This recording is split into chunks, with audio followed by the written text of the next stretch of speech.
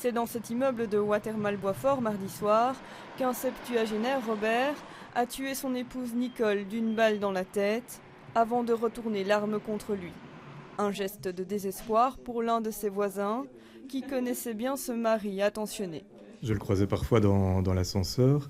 Il me saluait toujours très gentiment et comme je suis aveugle, il me proposait systématiquement de m'accompagner à l'arrêt de bus, même quand il n'allait pas du tout dans cette direction-là.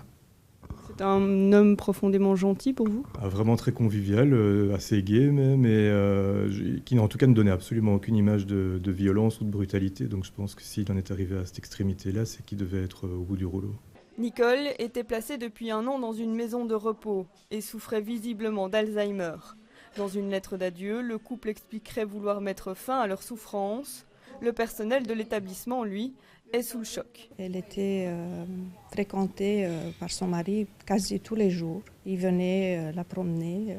D'ailleurs, la dernière fois qu'on l'a vue, elle est partie avec son parapluie et ils sont partis à deux. Madame est partie dans l'après-midi et à l'heure à laquelle elle devait revenir, n'étant toujours pas revenue, les équipes ont donc contacté les proches mais aussi la police pour savoir ce qui se passait. C'est la routine habituelle et là, malheureusement, la police a constaté donc le décès des deux personnes et nous l'a informé en fin de soirée. Difficile de savoir si cette pensionnaire souhaitait se donner la mort et avait fait une demande d'euthanasie.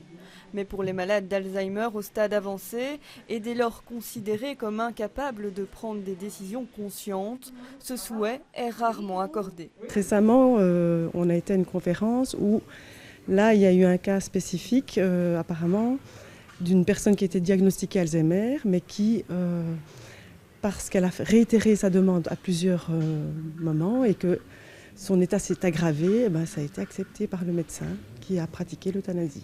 L'enquête devra déterminer si aucun tiers n'est intervenu dans ce drame, mais tout porte à croire que c'est par amour que le mari de cette pensionnaire a commis cet acte désespéré.